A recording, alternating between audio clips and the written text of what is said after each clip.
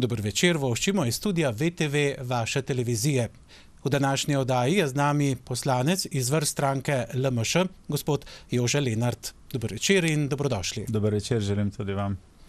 Gospod Jože, da vas najprej predstavim, vrsto let ste delali kot finančni analitik in samostojni podjetniški svetovalec in pri tem vseh teh letih bili zelo uspešni. Ja, več ali manj, to je lahko relativno, sem pa ponosen na to obdobje, ker sem delal z podjetništvom praktično skoraj 40 let, toliko se je nabralo. Vesel sem, da sem takrat kot prvo službo začel v Lesni Slovenj Gradec, v takrat Interni banki, ker sem kar hitro prevzel plane in analize in s tem sem dobil potem tudi to širino povezovati vse poslovne funkcije v podjetju, da je prišel do enega realnega poslovnega načrta in to zdaj tudi s pridom izkoriščam v Državnem zboru oziroma v tej vladi. V tem obdobju je lahko rečeva vaš največji dosežek pravzaprav nagrada za najboljše poročilo o obvladovanju tveganj med vsemi podjetji v letu 2012 po izboru Poslovne akademije financ. Ja, bo držalo. Bom rekel v svoji službi, ki sem jo opravljal v kar različnih podjetjih v Sloveniji oziroma na Koroškem, sem se vedno trudil, da bi bila ta poslovna poročila, poslovni načrti čim boljši, da bi podjetnikom služila kot orodje za ukrepanje. In tako sem se že leta 2011 vključil v ta nabor za nagrado za najboljše poslovno poročilo, ki ga izvaja Akademija financ. In v prvem letu sem dosegel nekje skupno drugo mesto. Seveda je pa zelo pomembno, da, bom rekel, ta komisija 5 članov iz različnih področij dobesedno raztrga to tvoje poročilo in da kritiko in na podlagi te kritike, če jo potem upoštevaš, sem v naslednjem letu, bom rekel, dopolnil tista področja, ki so bila, bom rekel, manj dobro pripravljena in v naslednjem letu na področju poslovnih tveganj celo zmagal med vsemi podjetji v Sloveniji. To se pravi v skupini Gorenja, Krke, Mercatorja in takšnih. V skupnem pa sem dosegel med srednjimi podjetji, smo dosegli drugo mesto.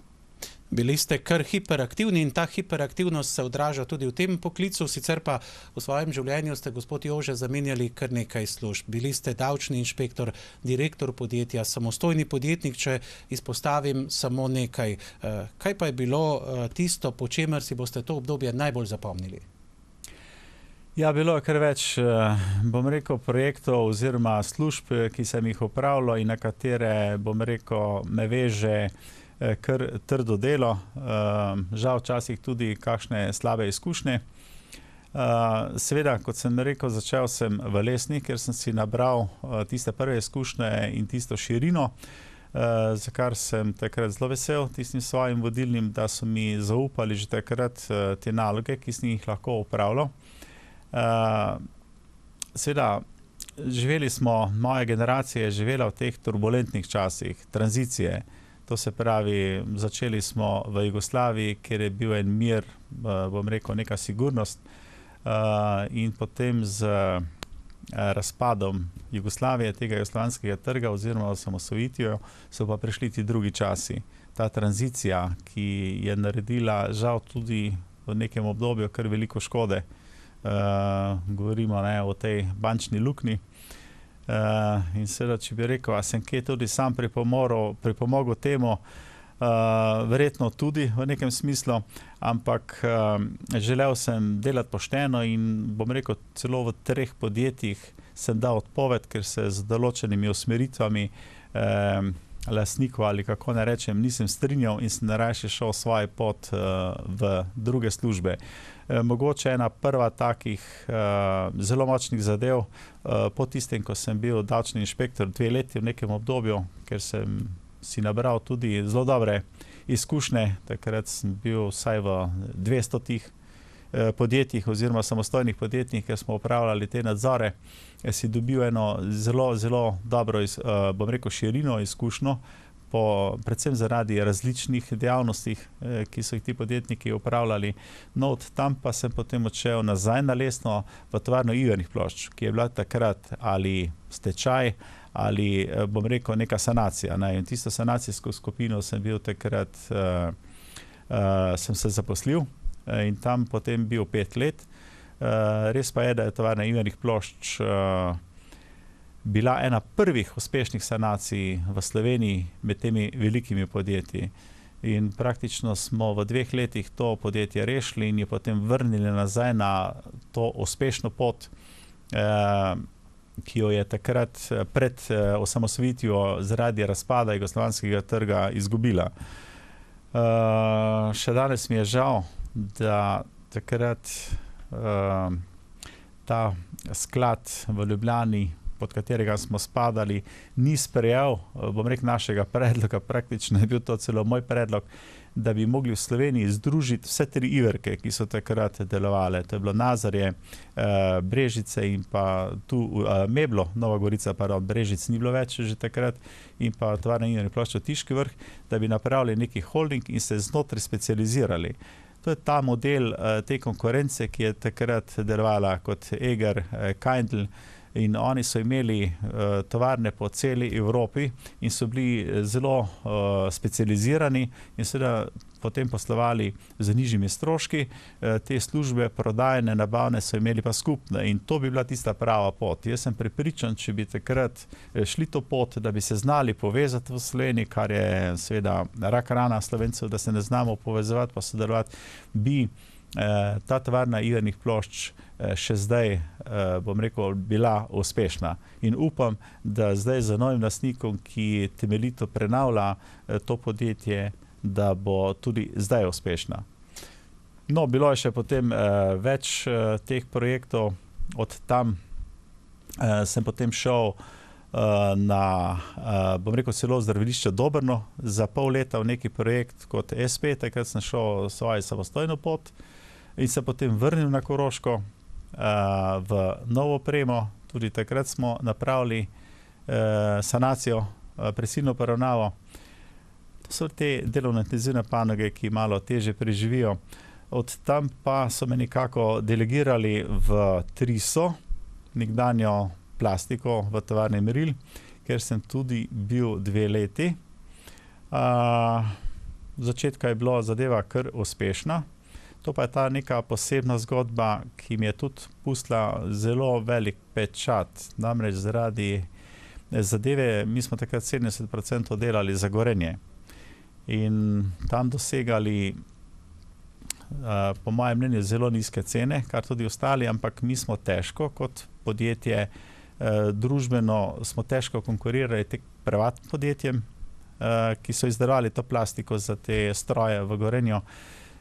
In praktično se zadeva na dolgi rok ne bi šla. In takrat sem se jaz odločil seveda za soglasjem lastnikov, da sem nesel v Gorenje odpoved sodelovanja. Oni so to vzeli v prvi fazi kot, da jih nekako izsiljujemo za višje cene. Po 14 dneh pa me član uprave ponovno poklical na razgovor. Nisem vedel, zakaj gre, sem mislil, mogoče pa bomo lahko dosegli više cene, ampak njegovo vprašanje je bilo, poklicali smo te zato, ker smo v teh 14 dneh razmišljali, kaj je bil vzrok vaš, da ste dali odpoved. In takrat moja razložitev je bila, dajmo zdaj odpoved, ker z likvidacijo podjetja lahko z tem kapitalom, ki smo ga še imeli, damo vse odpravnine delavcem in celo lastnikom družbe bi ostalo še 70%. In to je bil tisti razlog. In takrat mi je ta član uprave rekel, je to prvi primer v mojem življenju, da je nekdo kaj takšnega naredil. Je rekel, zdaj pa razumem, zakaj ste šli v to pot, ker želite ohraniti kapital. Res pa je, da smo takrat rekli, da sem tudi, ko sem se boril za cene, da je strojna ura bila pri nas priznana 50 mark, takrat smo se še pogovarjali o markah. In takrat sem Gorenju rekel, vaša plastika ima strojno uro ziher nad 100 evrov. In takrat mi je ta član uprave priznal, da je njihova strojna ura 130 mark. in potem pa lahko mislimo, kje so bile tiste razlike in kaj je bil razlog, da smo sami predlagali nekako zaprtje tega podjetja. Spomini torej še kako živi, sicer pa še v tistem obdobju, ko ste bili v poslovnih vodah, ste osebno, gospod Jože, pogostokrat trčili na neživljenjske predpise in jih potem poskušali te pravzaprav težave rešiti na najboljši možni način. Ja, takšen kot sem, se je to pogosto dogajalo, sploh pri teh razpisih, ki si jih izpolnjeval, in dostikrat sem ugotovil, da so noter bile takšne nerealne zadeve, ki si jih mogel izpolnjevati, ki so praktično bile v nasprotju z nekim razvojem. In vedno sem opozarjal potem te podjetniške sklade ali tudi na ministrstvo, da to ni dobro, in so me pogostokrat upoštevali. Enkrat se mi je celo zgodilo, da smo padli na projektu, to je bil prvič v življenju, to je edinkrat, da se je nekaj takšnega zgodilo, in takrat sem se pritožil in tudi uspel. Stvar je pa bila v tem, da bi takrat mogel z ustavno presojo celo, bi mogli razveljaviti celotni razpis in bi vseh 200 bom rekel, podjetnikov, ki so bili uspešni na razpisu, bi jih mogli razveljaviti. In seveda zaradi nekega pozitivnega pristopa sem se potem temu odrekel, ker je bilo rečeno, da čez 5 mesecev bo ponovljen takšen razpis, ampak za kazen sem mogel potem ponovno pripraviti razpis in seveda tudi takrat uspel za to podjetje, ki sem ga takrat pripravljal. In kaj je bilo tisto, kar vas je pripeljalo v politiko in zakaj ravno stranka LMŠ? Ja, marsikoga sem prej slišal, politika se mi je zgodila, ne, in tudi zase lahko rečem, da je bilo nekaj podobnega. Leta 2017 sem 9 mesecev delal na enem vsebinskem projektu, namreč vsi zaposleni takrat po razpadu Jugoslavije, ko so nastajala ta privatna podjetja, bom rekel, določeni zadev niso obvladali ti podjetniki. To je šlo za primer obrazca M4, to se pravi za delavce, kjer so bili plačani vsi prispevki. Ti podjetniki niso vedeli, da morajo konec leta za preteklo leto izstaviti pokojninskemu zavodu te rekapitulacijo teh M4 obrazcev, kar je bil pogoj za priznanje pokojninske dobe. In ker tega niso napravili, je veliko ljudi bilo, ki ta pokojninska doba jim ni bila priznana, čeprav so prispevki bili plačani. In na tem primeru sem jaz delal potem 9 mesecev in v Državnem zboru je bil potem tudi dopolnjen zakon, da na takem primeru se potem vsem zadeva prizna. Ravno Finance, to se pravi časopis Finance, so potem raziskali to področje, ker sem tudi se na njih obrnil, da se mi v javnosti pomagali to razčistiti. So ugotovili, da je celo cirka 4% Slovencev imelo za določeno obdobje ta problem, ki je danes rešen. In tu smo ravno potem naleteli skupaj z takrat to stranko LMŠ, ki je bila praktično v nekem razvoju, če tako rečem, in je bilo vprašanje, če bi z njimi sodeloval, da takšne ljudi potrebujejo. In v tistem trenutku sem rekel ja, in ta pot se je začela. No in zdaj, gospod Jože, povsem razumem naslednje, namreč že ob izvolitvi ste pravzaprav dejali, da boste v zakonodajo poskušali vnesti praktičnost in zdrav razum in jo približati ljudem. Ja, to znam in tako tudi pristopam. Vesel pa sem, da je praktično celotna stranka LMŠ, kot pravimo, novi obrazi. To ne gre v tistem klasičnem pomenu novi obrazi. Seveda novi obrazi v politiki, ampak bom rekel, vsaj 90% nas je takšnih, ki prej politiki nismo delovali in prihajamo iz različnih sfer gospodarstva in drugih dejavnosti. In kot taki potem tudi v tej stranki, v tej politiki, v tem Državnem zboru, v tej vladi delujemo tako, da gradimo na vsebini, na konkretnih primerih, ki jih rešujemo in ne delujemo politično. To se pravi, mi želimo neki problem, ki ga vidimo, rešiti, naprej si postavimo cilj, kako bomo do tega prišli in potem vsebinsko delujemo. In mislim, da ravno to je ta prepoznavnost ljudi, naših državljanov, in to je tista sprememba, da delujemo nekako drugače, na drug način. Ste se pa tudi že v mladosti, gospod Jože, ukvarjali z mladinsko politiko, zato vam ta pravzaprav ni tako zelo tuja. Ja, res je, ko se zdaj spomnim nazaj, nikako skoraj ne morem verjeti, da je od tega praktično preteklo že več kot 30 let oziroma skoraj 40 let. Seveda že kot srednješolc sem se vključil v mladinsko organizacijo na vasi, postal tudi predsednik, potem na občinski ravni v ZSM smo takrat rekli, Zveza socialistične mladine Slovenije, postal predsednik ene od področij. In tudi takrat se je kar zgodilo, da so me imenovali za predsednika mladine za Koroško, kar pa je pomenilo tudi avtomatsko, da sem postal član predsedstva mladine Slovenije. In zanimivo, kako je mali svet. Takrat smo delovali skupaj z Šukletom, ki ga zelo cenim, z Anderličem, z Školčem in tudi z Janezom Janšom, ki je takrat, bom rekel, nam predstavljal neko gonilno silo ali, kako bi rekel, nekako smo se po njim zgledovali, po njegovih revolucionarnih potezah. In kot takšni, bom rekel, smo tudi takrat marsikaj pripomogli, da so se zadeve hitreje odvijale, ampak ti starejši so nas morali pa včasih tudi malo držati nazaj, da ni prišlo do kakšnih večjih neumnosti.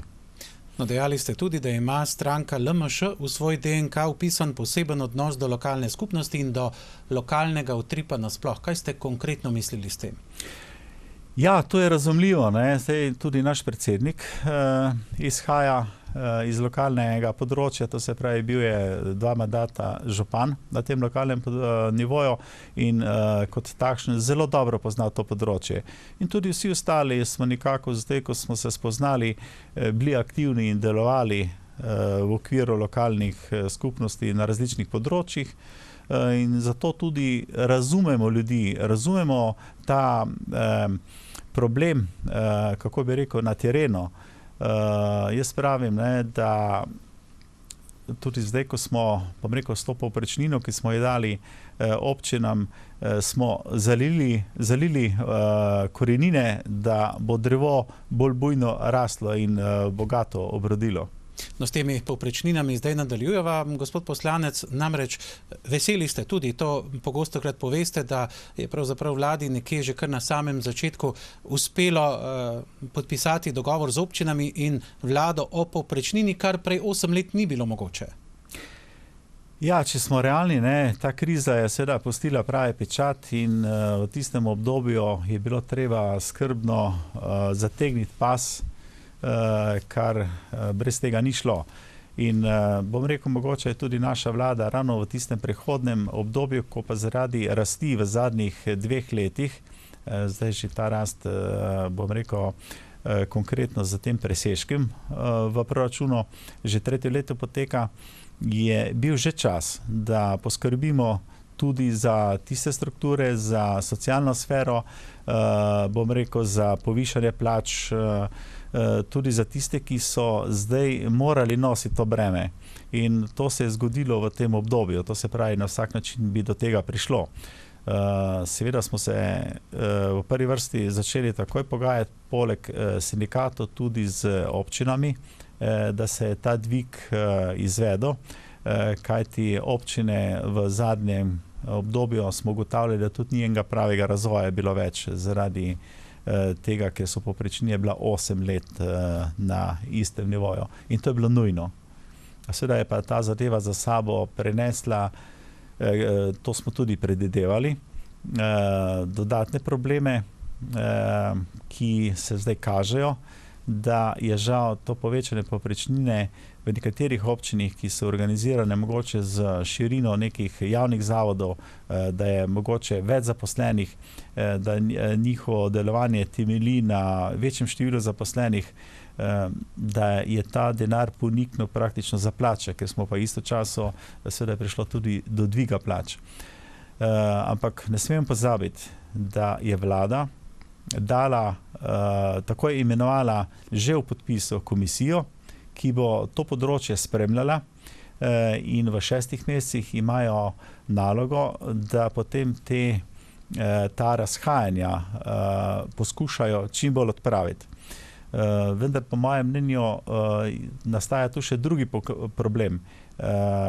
Tudi sama organiziranost občin v problemu oziroma problemu v našem cilju, da pridemo do pokrajin, ki bi na nekem to se pravi, na nekem področju prevzela več nalog občine in tudi decentralizacijo, prenesla določene naloge iz države na pokrajine zaradi hitrejšega razvoja teh homogenih pokrajin, da do tega bo moralo priti, na tem bomo mogli delati in to je tista pot in tudi ta komisija bi prišla do tega zaključka, da za to analizo, ki jo zdaj izvajajo, da bomo lažje potem si zastavili naloge in da bo tudi politika potem lažje sprejela odločitev, da do tega mora priti.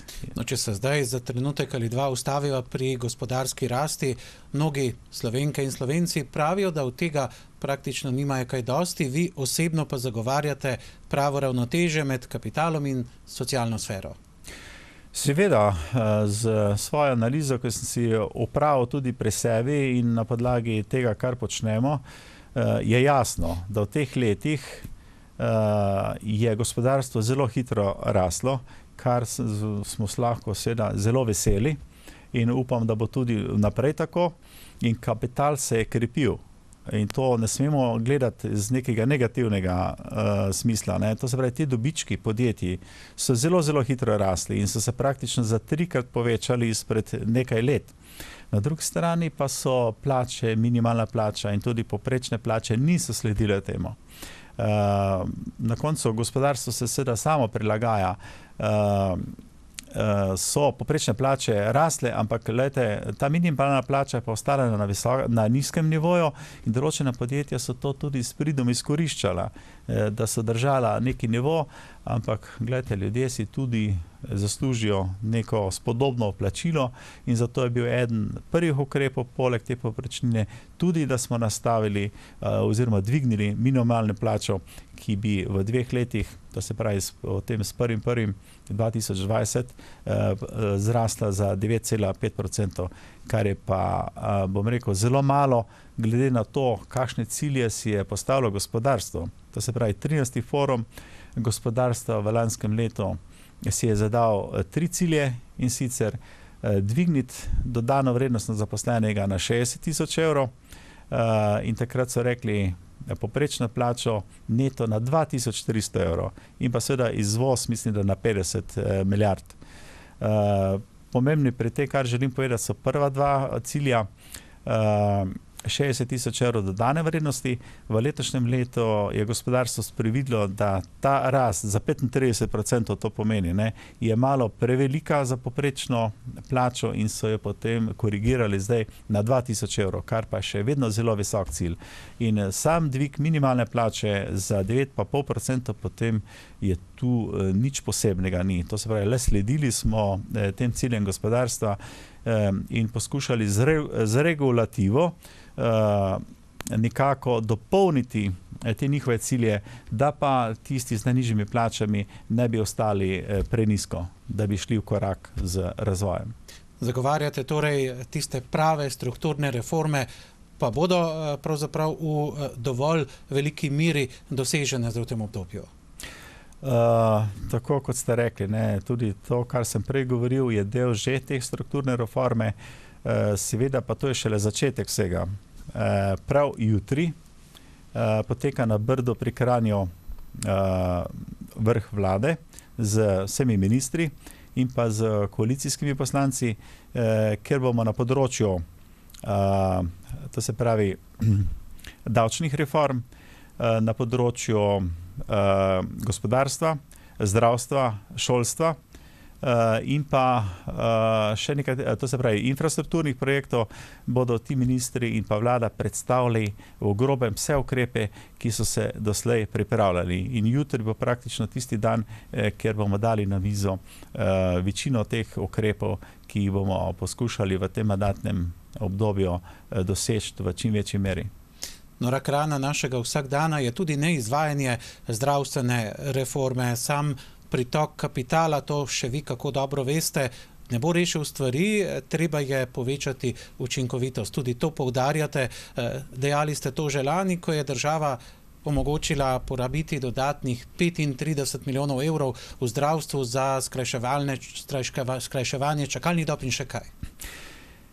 Ja, ta vlada seveda je bila takrat, je bilo nujno, da smo pač neka dodatna sredstva v zdravstvo vložili in takrat smo zagotovo vedeli, da to ni tista prava rešitev na dolgi rok. To nam je bilo jasno. In tudi zdaj se vidi, da zaradi slabe organiziranosti celotnega zdravstva niti ta sredstva ne moreš učinkovito porabiti, predvsem zaradi pomanjkanja kadra na določenih področjih. Samo zdravstvo je seveda, se kaže kot velik problem, ki pa ga moramo rešiti. Tu ni druge. Rešitev se mora najti, kot narod moramo seveda to zdravstvo negovati in od tega smo odvisni. Zdaj, jaz bi želel takole nadaljevati to področje, ki je zelo pomembno, pa si imam mogoče malo več časa vzela za to področje. Povezano je to z starajočim se prebivalstvom. Iz leta v leto živimo dlje.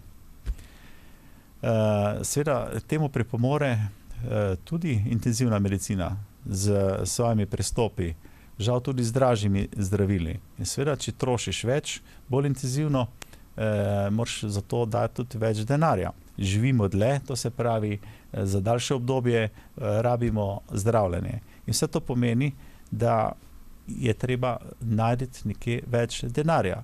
In zato to ne smemo zdaj tako negativno gledati, da je vse narobe. Mislim, mi moramo razumsko pogledati na to, če želimo živeti dlje, bolje, moramo zato dati tudi več sredstev in ta sredstva nekje moramo najti. To je brezpogojno. In tudi druge države v Evropi, v svetu imajo podobne probleme.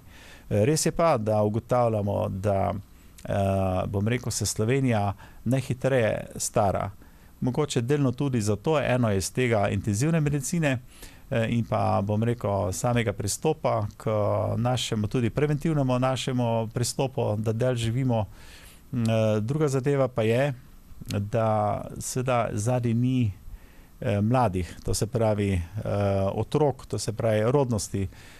To je pa drugi problem, ki se pa seveda tu drugače pristopa. Zdaj, če gremo potem na drugo plat, ki je pa zelo pomembna. Slovenija na prebivalca zbere cirka 2000 evrov po prebivalcu in s tem moramo našo zdravstvo reševati. Avstrija, Nemčija zbere cirka 4000 evrov. Zelo mala razlika. Mislim, da Avstrijci okrog 3950, Nemci pa okrog 4100 evrov. Zatem je prispevki podobno kot mi, nekaj pa tudi iz proračuna, ampak tu so potem neke razlike.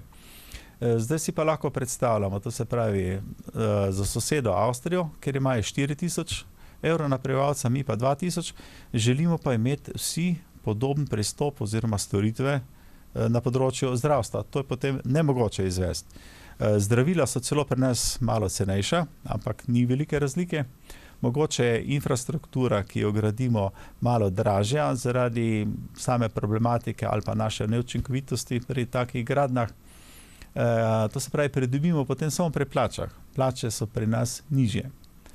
In samo po sebi se kaže, da potem je za to premalo denarja. Še en pomemben podatek je, da Avstrija recimo da 0,7% BDP-ja za investicije v zdravstvo.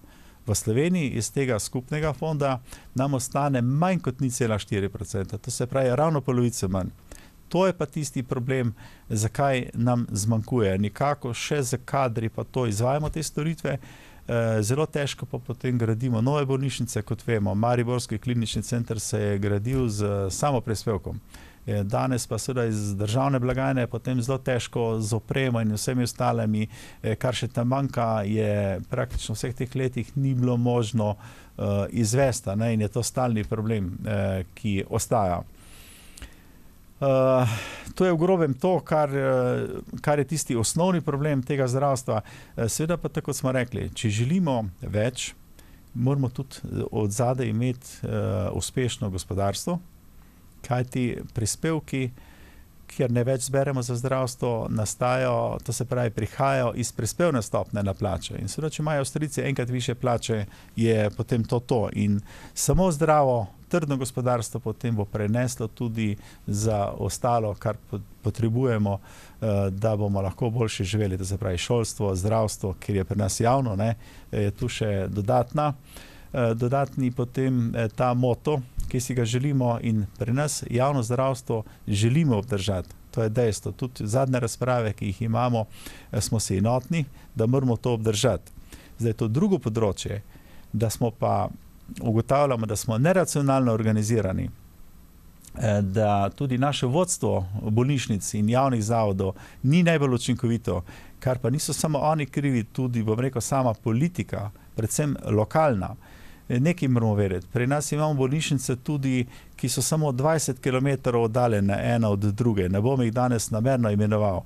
Imamo veliko zdravstvenih domov in vsak od teh bi želel imeti vse dejavnosti v zdravstvu, kar pa žal ne gre. Tudi v svetu od zunaj se to ne dogaja. Zunaj je veliko teh specializiranih bolnišnic, ki so usmerjene samo na eno področje in kot takšne so učinkovite. Kaj predstavljate si, bom rekel, rentgen ali ultrazvok, ki stane tudi 300 tisoč, 400 tisoč, da je pa potem takšna aparatura izkoriščena z samo 10% ali celo manj, potem denar pa je naš, ki ga v to vlagamo. To je neracionalno. In tistih, ne vem, 3, 4, 5 pacientov, ki dnevno uporabljajo, potem rabijo takšen aparat, zakaj ne bi ti pacienti raje odšli v sosednji kraj, ki je oddaljen 10-15 km in tam to storitev upravili in sami presodite, koliko denarja bi lahko prihranili. Za primerjavo, gledajte, če ste taksist in si kupite avto na leasing za 50 tisoč in upravljate to dejavnost, pa bi na dan vozili, to se pravi, samo 1 uro, potem si lahko predstavljate, da niti vaša plača ne bi bila pokrita. Kaj šele, da bi lahko ta leasing za avto odplačevali. To je ena taka primerjava, ki nam jasno pokaže. In tudi v tem javnem zdravstvu in tudi v javnem šolstvu se moramo obnašati podobno, če hočemo nekaj prihraniti. Zato jaz vidim tu ogromne, velike prihranke, ki jih lahko izkoristimo. In zato moramo na tem področju dati stvari v roke stroki in njih poslušati. Pri nas pa se dogaja tudi zadnji sestanek, ki je bil na področju problemov v zdravstvu.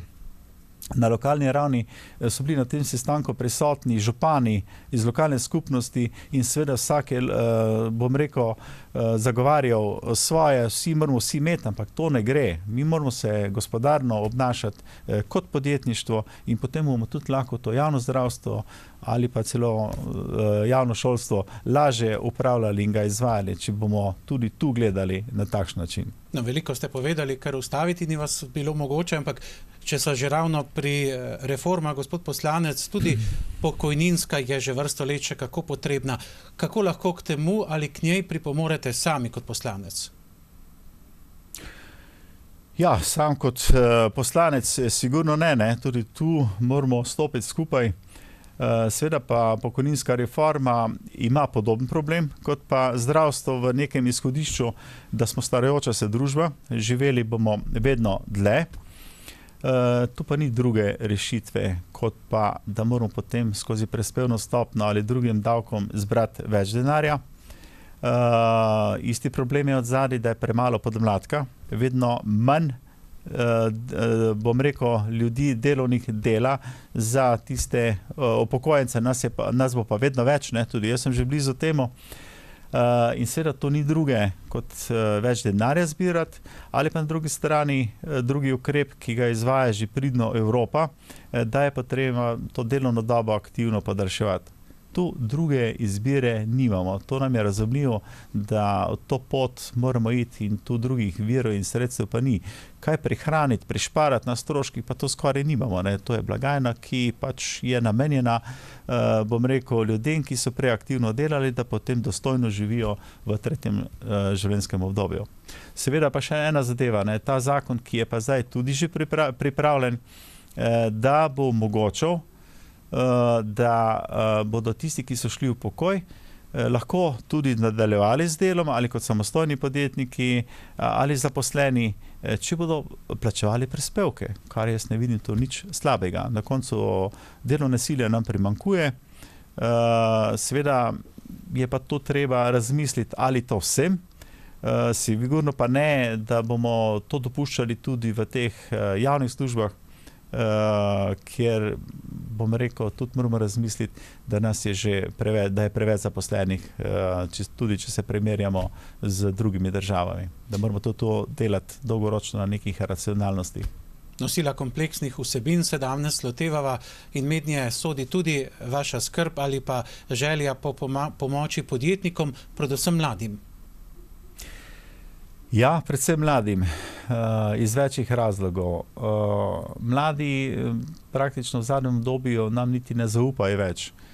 So čisto drugačna generacija, obvladajo jezike, oni ne vidijo več meja.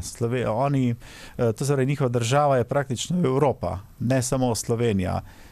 Nimajo nobenih ovir, da grejo kamorkoli, da delajo in seveda, če so pri nas slabi pogoji, nizke plače, potem je njihova želja, da grejo za boljšim nekam drugam. Zato je toliko bolj pomembno, da jih spodbujamo, da ostajajo doma.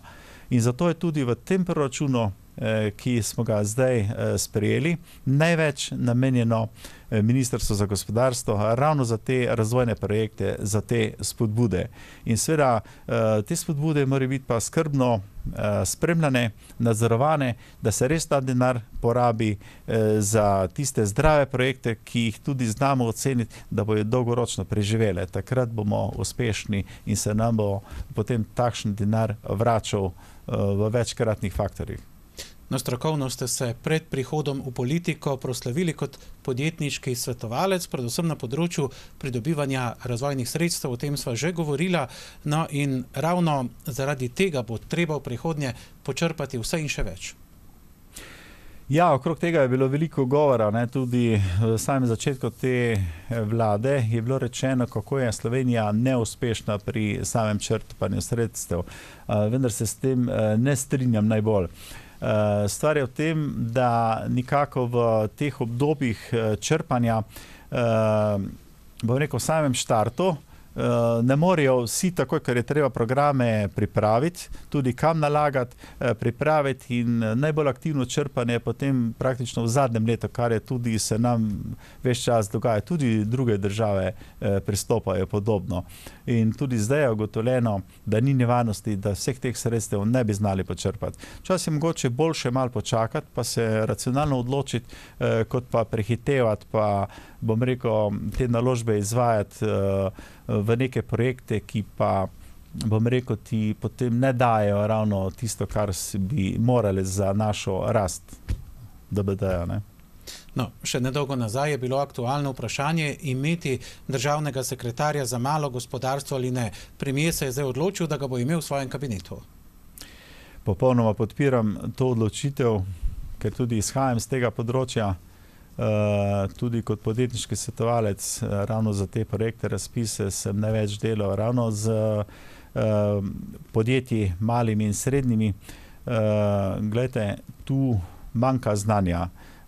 Ti podjetniki so po svoje, imajo močne vizije, vendar so bolj usmerjeni v samo proizvodno, mogoče tudi prodajo, ampak nihče od teh pa vseh poslovnih funkcij ne obvlada.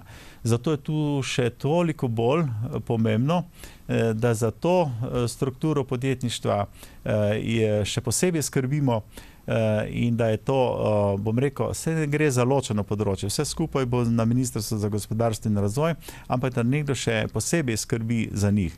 Veliko je bilo zdaj govora, ja, nova vlada, pa spet nove zaposlitve. Mislim, da gre za 7 sekretarjev, če se ne motim, da je možno jih zaposliti na področjih različnih, ampak to ni noben problem. Kaj pa je to 7 strokovnih ljudi? Ti ljudje, če bomo našli prave, nekatere smo že, lahko naredijo 100-kratni učinek, če se prav zastavi, če so dobri organizatorji. Mi moramo nekaj vedeti, da po teh ministrstvih, v teh javnih službah, zavodih je veliko ljudi, ki so tam že 30 let, proti 40 let in nič slabega ne mislim s tem, ampak tudi zdaj se je pokazalo te vladi, ljudje, ki smo prišli iz gospodarstva v politiko, čisto drugače razmišljamo, čisto drugačno vsebino, energijo smo dali tej politiki, državnemu zboru, vladi, kot pa tisti, ki so leta in leta že na istih zadevah, ker nekako sami priznajmo utopijo. Tudi gospodarstvo je praktično cilj, da zamenjaš službo nekje na vsakih 5 let, da dobiš nove izzive. Zdaj si pa zamislite nekdo, da je 30 let na istem, referent na istem področju, komaj sledi nekam spremembam zakonodajo, kaj da bi šele zaganjal in drugače razmislil. Tako da taka osvežitev, da najdemo dodatne ljudi, ki bo tudi ostale znal motivirati in jim dati neko energijo, je bistvenega pomena. In tisti strošek, nekaj sekretarjev, ki bodo zavzeli ta področje, je minimalno proti učinkom, ki jih ciljno pričakujem. Gospod Lenart, v kratkem času sta odšla kar 2 ministra za okolje in za zdravstvo. No, mnogi pravijo, da sta morala oditi, ker sta dregnila v tako imenovano osje gnezdo in poskušala zadeve spremeniti na bolje. Vaš komentar? Seveda je to domnevanje, ampak v nekem smislu bi lahko kar verjeli, da je tudi en del tega. Zame ste bila oba ministra zelo sposobna, veliko sta naredila, za vsakega ste slišali marsikaj. Minister za zdravje je, bom rekel, iz naše LMŠ skupine, tudi mi smo ga imenovali. Njega sem še posebej spremljal, ker v tem odboru za zdravje tudi sodelujem in smo imeli kar nekaj kontaktov. Glejte, to, da se je on lotil v štartu obiskovati vse bolnišnice, vse zdravstvene zavode, da je naredil analizo, kaj je dobro, kaj je slabo in tudi javnosti dal potem za vzgled tiste, ki delajo dobro, in že v tem kratkem času, pol leta, se je videlo, da je marsikateri zavod, ki je prej bil nekako, bom rekel, malo napačno usmerjen ali določene zadeve ni pravilno izvajal, so že korigirali in določeni zavodi so že celo prišli proti pozitivnemu poslovanju ali celo pozitivno poslovanje. In tu se je sigurno dobro lotil. Je pa seveda to področje zelo, zelo široko.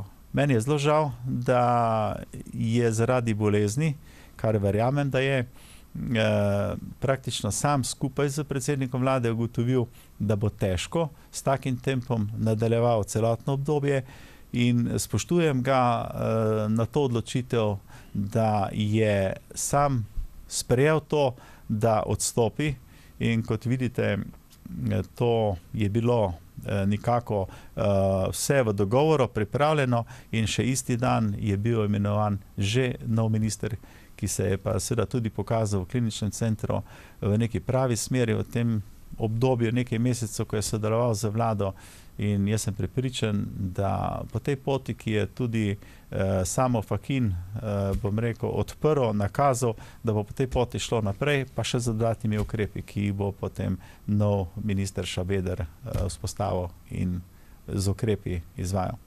Koalicija je zdaj končno podpisala sporazum z vlado oziroma z Levico, tako bom dejal. Menite, da bo zdaj delo vlade za to kaj lažje?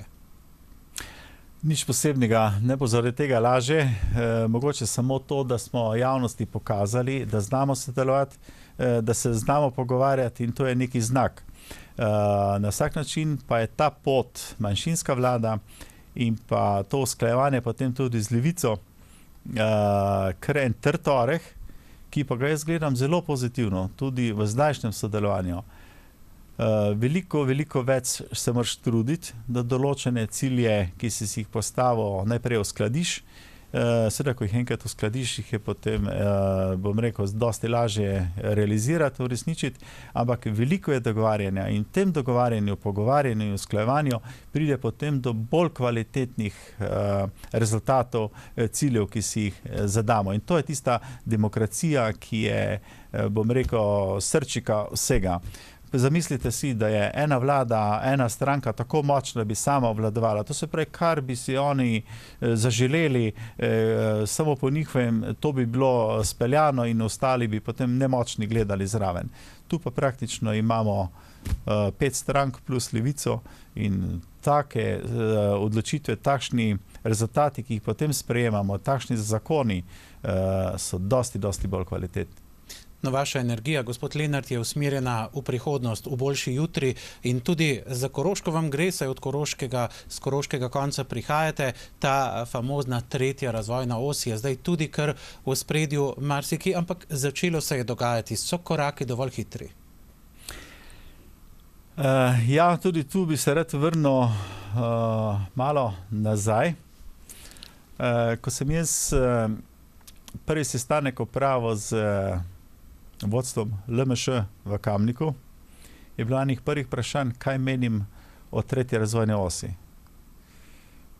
Jasno sem dal vedeti, da tudi sam že leta 1999, ko sem bil na enem ustanovnem sestanku gospodarske zbornice ob novi sestavi, menil sem takrat predsednika, sem na to zelo jasno opozoril in takrat malo sarkastično, da bomo šli center iskati gor v Celovec ali v Graz, če ne bo prišlo do te povezave za Slovenijo, ker imamo gor dosti boljše poti. Navedel nekaj ostalih problemov, to se primerov, to se pravi 73,000 prebivalcev je gor, gospodarstvo raste in ta razvoj bi lahko bil še hitrej, če bi ta infrastrukturna povezava bila boljša.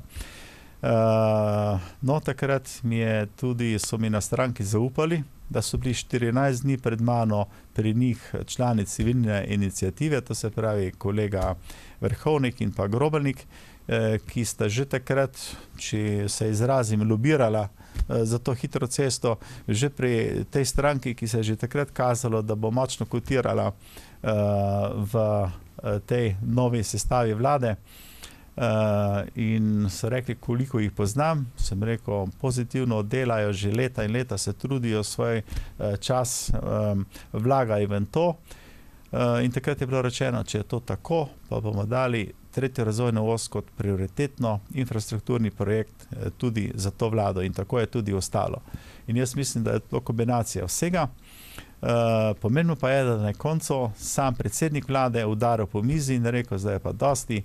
Ta projekt je naša prioriteta, poleg drugega tira in pa drugega predora pod Karavankami želimo podpreti in takrat je tudi, bom rekel, jasno povedal Darso, da ali se odloči pa to vzame kot prioriteto, spelje, drugače pa to treba kakšno zamenjavo kaj napraviti. In jaz verjamem, da ta vlak, ki je zdaj, glede 3. razvojne osi, ga ne moremo več ostaviti, da bo šel naprej. Mogoče sigurno, da lahko pride do kakšnega problema, kakšnega zastoja, kakšnega meseca, to pa je tudi tisto vse. Ker kolikor poznam jaz predsednika, to vlado, vsak problem, ki bo vmes nastajal, se bo moral takoj prioritetno reševati in se bo reševal. No, če smo pri problemih, težavah, gospod poslanec, na Koroškem imate poslansko pisarno. S kakšnimi težavami vse se ljudje obračajo na vas? Ja, zelo pozitivne izkušnje. Tudi danes sem zjutraj že imel 2 sestanka. Ljudje prihajajo k meni z zelo konkretnimi problemi. Tudi tu, ko čutijo, kako mi delamo, kako jaz kot poslanec delam v Ljubljani, bom rekel, se temu prilagajajo. Niti en sestanek, en predlog do zdaj ni bil, če se izrazim, neprimeren. Vsak ima svojo težo, so tudi inovacijski predlogi zelo dobri, tudi na področju ekologije. Sigurno, bom rekel, največ je tega z področja te sociale, teh problemov, ki jih ljudje doživljajo. Seveda, najlažje iz takih njihovih pobud postavljati poslansko vprašanje, ki jih tudi postavljam, in ministri zelo realno odgovarjajo in tako se tudi te njihova problematika najlažje rešuje. Nekatere sem tudi spodbudil, da se vključijo v našo aktivno delo, zato niti ne rabijo postati člani stranke LMŠ, ampak se lahko vključijo v naše komisije, ki so nekako podobne, kot imamo te odbore v Državnem zboru, da se tudi po terenu potem ta problematika lažje prepoznava in da pridemo potem do skupnih boljših rešitev. In kar nekaj primerov je, ki smo jih zelo uspešno na takšen način reševali. Tako da jaz se tudi v nadalje zelo veselim čim več teh kontaktov z našimi ljudmi na terenu, mojimi volivci, našimi volivci, podporniki, da tudi na tak način pokažemo, da smo lahko zelo dobro rešujemo to problematiko. Kaj pa, gospod Lenart, sodelovanje z lokalnimi skupnostmi na Koroškem? Kako pogosto se srečujete z županijama in župani? Ta vez naša je zelo trdna, predvsem z obema županoma v Mislinjski dolini, v Slovenj Gradcu in pa Mislinji. Sodeloval sem še prej s prejšnjim županom, kjer smo tudi v prejšnjem mandatu sodelovala. Sem bil tudi predsednik nadzorne komisije za javno komunalno podjetje Slovenj Gradec. In pa seveda, bom rekel, srečujemo se čisto po potrebi. Ko pride do nekega problema, se pogovorimo, kakšno je moje mnenje, kje lahko tudi pomagam, zorganiziram kakšen sestanek, da bi se zadeve hitreje reševale, in to področje, bom rekel, teče brez problema. Seveda, kar se tiče župani Mežiške doline, je ta navezava predvsem zaradi te hitre ceste, smo se že nekajkrat srečali, usedli, tudi v Dravski dolini. Obiskujem določene dogodke, recimo v Dravski dolini je ta vadbeni center gasilski bil odprt v lanskem letu. Sem se z veseljem udeležil tega dogodka. V Slovenj Gradcu v bolnišnici je potekala ta državna vaja reševalna velikih nesreč. Srečanje je bilo na Najevski lipi in posod na takšnih srečanjih so prisotni tudi ministri, drugi poslanci, župani in takrat v takih dogodkih se praktično lahko največ pogovoriš, ko je beseda steče bolj sproščeno, več nas je in ravno to pogovarjanje potem prenese večje, boljše dosežke. No, nedolgo tega je marsikoga zmotila namera poslanca Zmaga Jelinčiča, ki si želi novih privilegijev za poslance. Kako se sami zdaj počutite v tej koži, pa ne nazadnje ali osebno sami pričakujete še kakšen dodaten privilegij? Kolega Zmago Jelinčič vedno nekaj preseneča, kot lahko sami vidite. V stranki LMŠ smo predani delo in dajemo prednost vsebini in se s tem področjem praktično ne ukvarjamo. Mislim, da je že pred Jelinčičem bili so neki indici za neke popravke, če se ne motim, ali samih plač ali kako. Mi smo takrat zelo jasno dali vedeti, da nismo za to in da v tem mandatu naj zadeve ostanejo takšne, kot so. In to je naše mnenje, od katerega se, bom rekel, ne odstopamo. No, kmalu se bodo zgodile evropske volitve in prav nihče si ne želi tako porazne volilne udeležbe, kot je bilo to na zadnjih. Res je, in tudi na tem področju bo stranka LMŠ oziroma je že pokazala neko posebno pot, če se smem tako izraziti. Skrbno smo izbrali kandidate za poslance in nosilka. Vemo, da je novinarka Joveva, ki zastopa mlado generacijo, ima neko posebno širino, bila je tudi že nagrajenka in na njo računamo, da bo tudi znala pritegniti mlade, da jih bo nagovorila in da bomo tudi na podlagi takšne kandidature lahko izboljšali to mnenje mladih in da se bodo udeležili volitev. Kot drugi na listi je dr.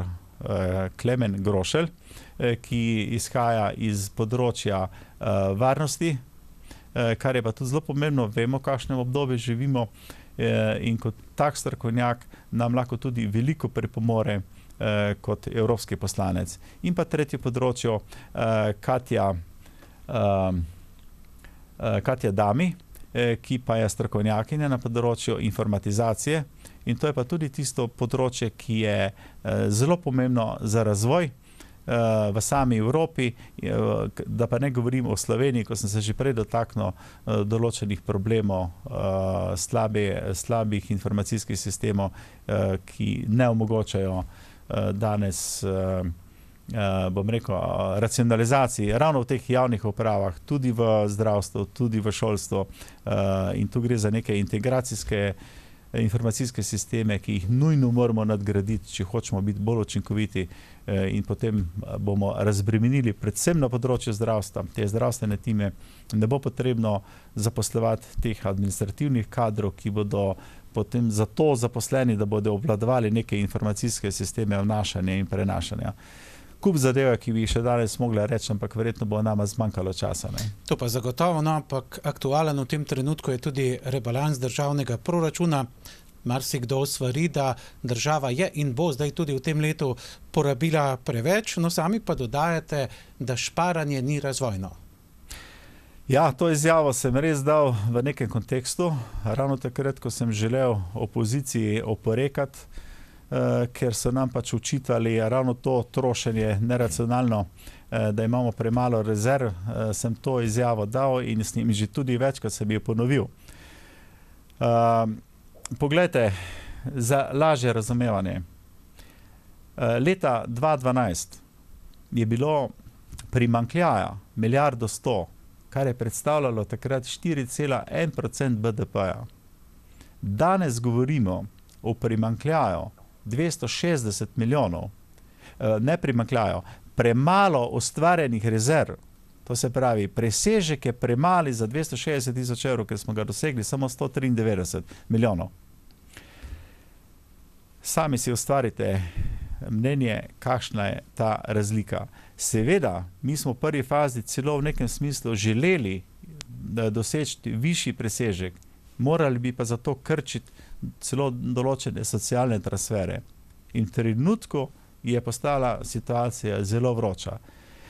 Zdaj pa opozicija enkrat nam oporeka, da smo premalo prihranili, na drugi strani pa premalo dali ravno tem socialnim transferom. Kup njihovih predlogov je. Če bi mi vse tiste zakone sešteli skupaj, ki jih je opozicija predlagala, predvsem NSI in tudi SDS, zakon o dohodnini, to se pravi, da bi mogli znižati ta DDV iz 22 na, to se pravi, na nižjo stopno za 2%, bi to pomenilo kar 1,580 milijonov. To se pravi, zdaj si pa predstavljate, če bi imeli mi danes proračun nižji za 1,580 milijonov, mi do danes ne bi sedela tu, mi do sigurno ne, ampak bi bil kakšen drug poslanec, če bi že nova vlada bila sestavljena. To se pravi, ljudje morajo tudi razumeti, da je to neka igra, ki se v politiki dogaja, ki pa je včasih strokovno popolnoma mimo, če se tako izrazim. No, gospod Lenart, mora biti ob koncu še na kratko, obeta se nov plačni model v gospodarstvu, ki med drugim predvideva izenačitev minimalne plače s plačo prvega tarifnega razreda. Mnenja o tem so seveda deljena, kaj takole na kratko o tem pravite sami? Že v samem začetku smo rekli, da je bila ta dvig minimalne plače nujen. Seveda do tega more priti in je to pravilna usmeritev. Seveda podjetništvo se bo pa samo odločilo, ne? Ta minimalna plača je zdaj šla korak ali dva naprej, ne? Zdaj seveda nekdo bo rekel, da sem se pa izenačil s tisto minimalno plačo v teh razredih. Glejte, tu je zdaj treba reči, kaj bojo podjetniki napravili. Imajo proste roke. Ne samo ta minimalna plača, pa najnižji razred, ampak moramo tu skupaj govoriti o 13. plači, ki je više postavljena v višini, to se pravi, da ni obdavčena z dohodnino, in pa 14. plača, ki je tudi možnost, da jo podjetniki izkoristijo in dajo svojim zaposlenim v višjem, ampak ta 14. plača je še pa posebej namenjena znotraj nagrajevanjem tisti najboljšim. To se pravi, ni potrebno, da vsak dobi isto, ne? Čeprav tudi 13. plača je lahko tako. In tu bi rad poudaril še eno, ne? V Sloveniji primanjkuje delavcev na vseh področjih. Imamo pa veliko delavcev, dnevnih migrantov, ki hodi v Avstrijo in zdaj, poglejte, delavci, dnevni migranti, zdaj se lahko vračate v Slovenijo, ker imate praktično že čisto podobne pogoje, če upoštevamo še to, da imate visoke stroške prevozov na delovna mesta tudi do 100 km v Avstriji. In to so tisti učinki. Ne smemo gledati samo neke cifre, ki so postavljene, moramo širše gledati, da se bo kup enih zadev sprostilo, ki bo v pomoč gospodarstvu in našem razvoju v Sloveniji. Ja, gospod Lenart, marsikaj ste nam povedali v tej uri večernega pogovora. Časa za odgovor na vsa vprašanja je zmanjkalo. O prihodnosti in načrtih tudi ne bom spraševal, kajti kar nekaj ste jih natresli med oddajo. Hvala lepa, ker ste prišli. Vse dobro tudi v prihodnje, do naslednjič. Hvala lepa tudi vam. Drage gledalke, cenjeni gledalci, hvala lepa pa tudi vam, ker ste bili z nami. Lep preostanek večera. Nasvidenje.